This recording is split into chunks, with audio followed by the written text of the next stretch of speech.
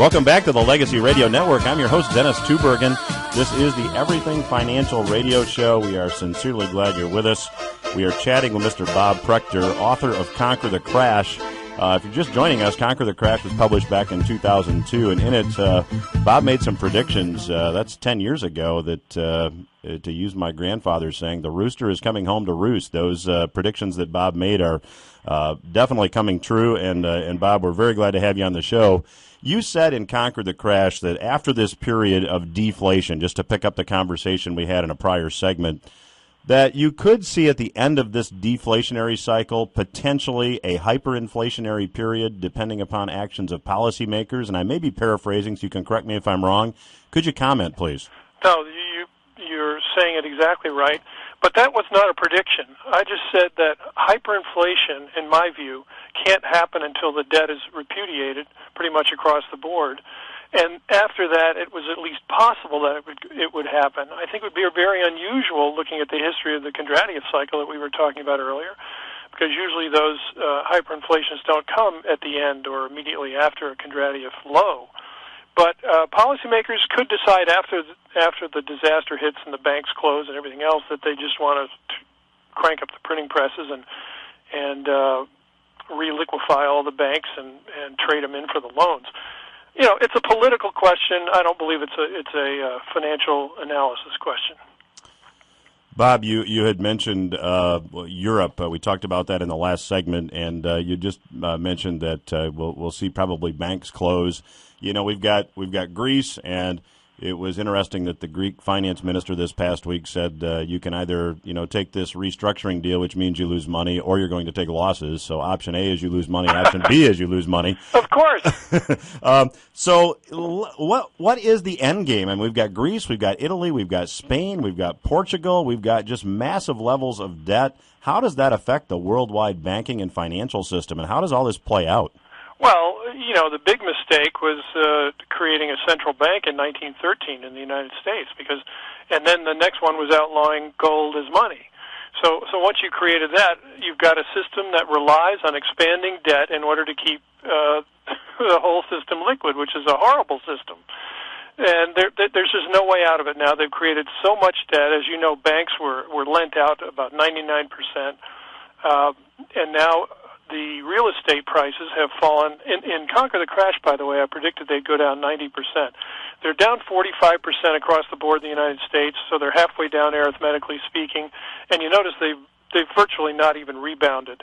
Well, guess what? That's the area where most of the debt was.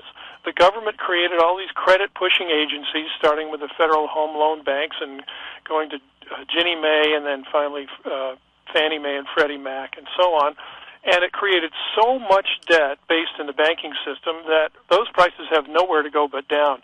Our current central bank chairman thinks he can reflate the real estate market. I don't think that's possible at all. And that, to me, is a microcosm of the whole world. The whole world is indebted way beyond the ability to pay back, and now that we have a dicey economy, which is partly the result of that, I don't think there's any chance that all these debts are going to be paid back. You're going to see far more restructurings like Greece. And look at this. Greece is having to restructure, quote unquote, as you say, it's really, we're not paying you, at near a top after a 3-year recovery in the markets and the economy. What's going to happen in the next recessionary period? So, Bob, given all these rather ominous signs and the situation that we find ourselves in, we've got listeners out there that have a 401k, that have money in IRAs, that have a nest egg. What kind of advice would you give those people? Well, the advice I gave in Conquer the Crash was to be as liquid as possible in the safest possible instruments, and that means cash, outright cash, held in a safe vault somewhere. It means cash equivalents in relatively safe currencies, and there's no such thing as a totally safe currency anymore. And to me, that means the U.S. dollar, the Swiss franc, the Singapore dollar, and at the time, New Zealand dollar, and I still think those are pretty good choices. I definitely would not own any stocks, and I'm not interested in commodities. I don't think they are going to save people. And one category that most people have been diving into recently, which I think is one of the worst of all, is junk bonds, and just after those are municipal bonds. You remember in 08, 09, those things got killed, and that cycle is going to come around again. So people who think that they're, doing themselves a favor because they can get 6% interest or 7% interest are going to be facing a question of whether they're going to get the principal back. So I don't want to take any of those risks. I think safety is a perfectly good strategy right now. Back in 1982, when I was so excited about owning stocks, it was risky because I was suggesting taking some risk. But here I'm just suggesting don't take any risk. Bob, you had mentioned that the U.S. dollar is one of your safer maybe currency choices would be a better way to put it. But given the high level of deficit spending by the U.S. government and the massive debt levels, what's the end game for the U.S.? Well, when people hear me say that, they say, oh, how can you be bullish on the dollar? And I say, I'm not bullish on the dollar, I'm bearish on debt. And as the amount of dollar-denominated debt shrinks, it's currently around $65 trillion worth, and that's not even counting hundreds of trillions of dollars worth of derivatives, which are IOU ifs. If something happens, I'm going to owe you money. And I think those ifs are going to happen, by the way. I think as the debt implodes and becomes less and less as people default on what they owe, that's a shrinkage in the overall supply of dollars that people think they have. Now, some of them they consider money and some they consider bills, notes, and bonds, but it's pretty much all the same ocean of presumed purchasing power. And I think as that shrinks, the remaining dollars, whatever those safe dollars are that we're trying to hide in, I think are going to gain in value. Now, people say, well, what do you mean by that? And I say, well, the first example of what I mean is you can now buy twice the house for the same dollar that you could before. And that's an area where there was a lot of debt. And I think that's going to be spreading to other areas eventually as well. Bob, we're in an election year, and certainly I haven't heard any of the political candidates talking about what I view to be the elephant in the room, and that is the monstrous amount of not only debt, but underfunded liabilities of entitlements like Social Security and Medicare. I think it was economist Herbert Stein that said, if something cannot go on forever, it will stop. And certainly that's true of the entitlement spending. Do you think these programs are going to be affected maybe sooner than people think as well, just given the math? Well, it's funny. I think a lot of people, especially young people, when they do polls and ask them, do you think you're going to get Social Security, they just laugh and say, no, I'm not going to get Social Security. And I think a lot of them realize even Medicare isn't going to pay by the time they reach retirement age. So, whether it's sooner than people think, I don't know. I think politicians even realize deep down that it won't work, but they don't care because they're only in for, a few years at a time. So their interest is getting reelected. You saw the results in the Republican primary in Florida. Very low turnout for the guy who wants to get rid of all these programs, Ron Paul. Well, Florida's been bought off because so many people are retired down there. They don't want their Social Security going away and their Medicare going away.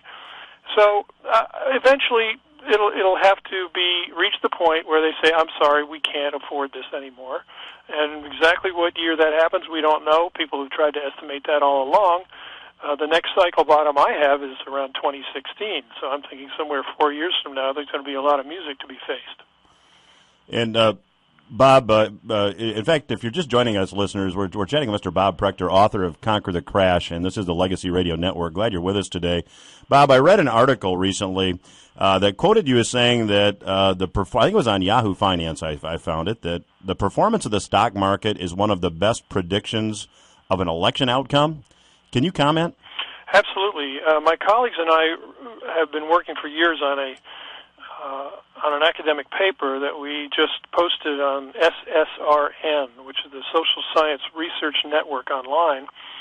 And we did a study because I have a field that I'm trying to start called socionomics, and the argument is that what's making the stock market go up and down and ultimately the macroeconomy go up and down, among other things in society, are waves of social mood.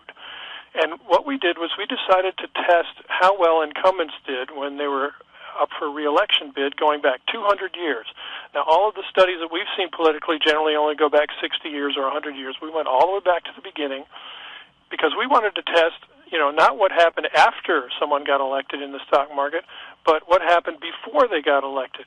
And it turns out that the 3-year gain or loss in the stock market prior to Election Day, when someone is running to stay in office, with an incumbent, as we have today, the stock market is the most powerful determinant of whether or not he gets reelected. And we tested it against GDP, we tested it against unemployment, and also the inflation rate.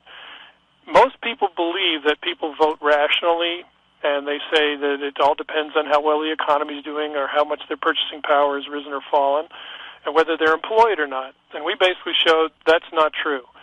For the most part, the swing voters are voting based on how they feel, what their mood is. And if their mood is elevated, they want to reward the leader because they credit him for that mood. And when it's depressed, they don't like the leader, they think it's his fault, and they kick him out.